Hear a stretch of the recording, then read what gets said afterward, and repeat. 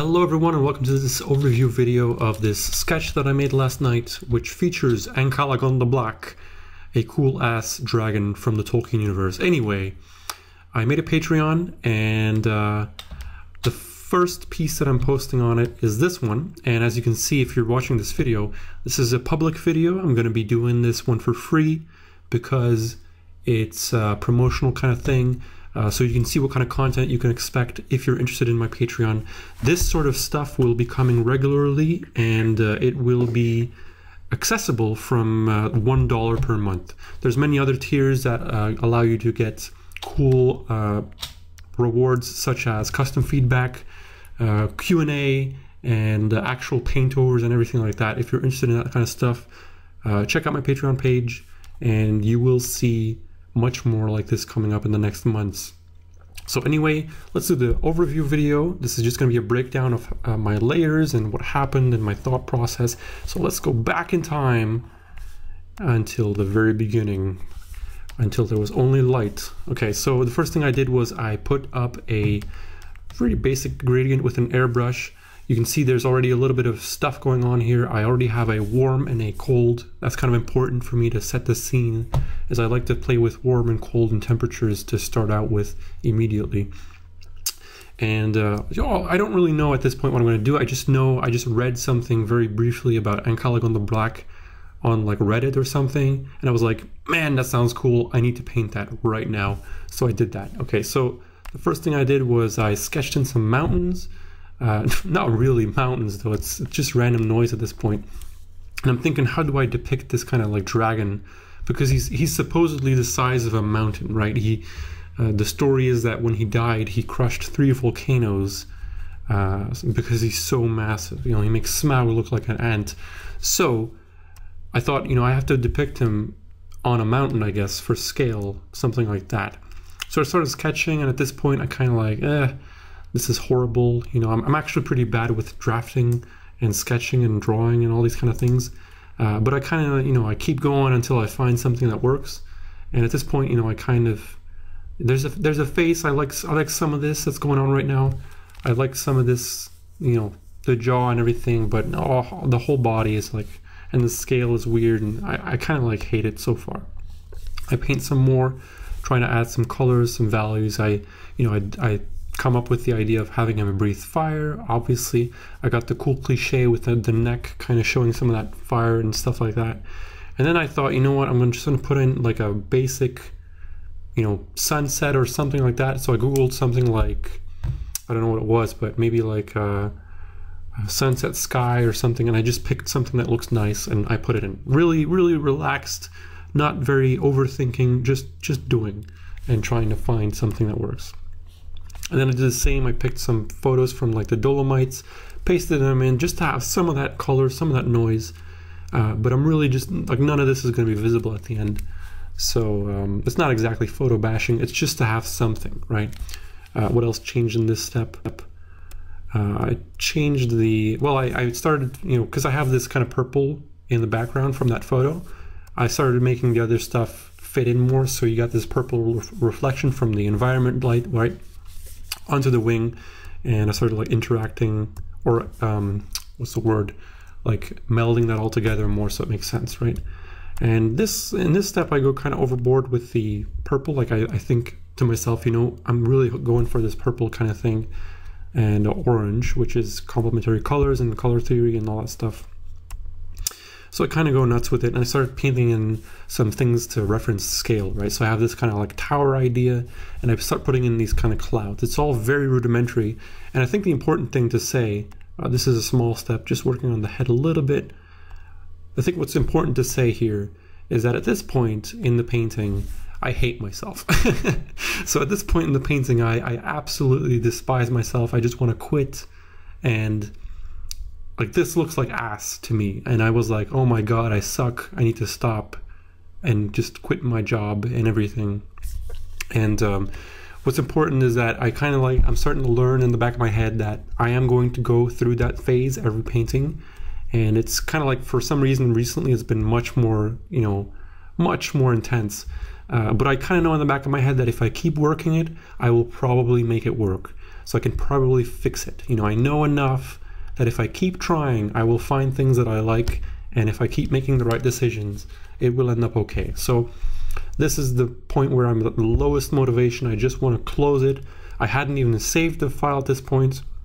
You know, it was just like, oh, what am I doing? But I keep going and I don't give up. And this is where I start making the better decisions. Okay, so I got the light, a little more play with light. I also made a huge change. It's kind of subtle, but it's pretty huge. In the end, is I used the liquify tool to change the shape of the head a little bit. So the eye is smaller here. You can see the skull shape is a little more interesting. The shapes are more interesting. It makes them look bigger too, because if the eye is so huge, you know, this is like the size of a building, it makes him look kind of small. You'll notice that big creatures and so on usually have small eyes, because that's one of the ways that we see scale, I think. And that kind of like helped, I think. It makes them look a lot more menacing and huge. And what else did I change here? I'm starting to cut out some of this mountain because I lost a lot of that. You know, this is just random stuff here. There's nothing structurally going on here. So I simplified that a lot. I'm starting to play more with these like warm to cold. Sorry for the Facebook sounds, by the way. I should really turn it off next time. And then I started a little bit of rendering here, not much. Playing more with, I added some effects here. Already starting to think of like, oh, maybe I need to have something there effect-wise, but it's pretty garbage, this one. I'm just experimenting. Not much changes otherwise. And this is one of the huge changes that I was like, okay, well, you know, I'm going to introduce this new color here. We need something. Currently it's like blue, purple, and then this like slight orange, right? And then there's a little bit of cyan there, and that's it, right? But usually what I like to involve more is like a muted kind of grayish color of another, like something that doesn't fit into the palette. So it's like it's somewhere in between this orange and the purple, right? And it's muted in gray, so it almost doesn't matter color-wise, but still, and it feels kind of warm, but it's hard to put your finger on it, and that's where I like my grays. I like my grays when it's almost hard to tell the temperature and kind of goes all over, like over here it's more cold. And so I added this kind of huge shape, which in the end became like a cloud, right? Also setting the scale more. I'm also playing more with like, so right now the sky's pretty bright. If I actually look at the values here with Control Y, I have that set up. You can see this is pretty boring, and it doesn't really put emphasis on the head necessarily. But in the next step, I'm kind of like darkening the top here, because that's kind of how light works. Whoops, that's the wrong button. If something really bright is in a scene, it will kind of suck up the light and the whole thing. That's how a photograph works anyway. Is it will suck up the whole environment's light, and everything will adjust. The levels of the photograph will adjust so that the bright thing, you know, everything will become darker except the bright thing. So that's one of the things I do here. I want to make that bright thing stand out more, and I make the sky darker because of it. Okay, here I'm making some more changes. I like the little reflection on the wing there. That's pretty good. At this point, I also removed the light and the random spots going on here because I didn't like them that much.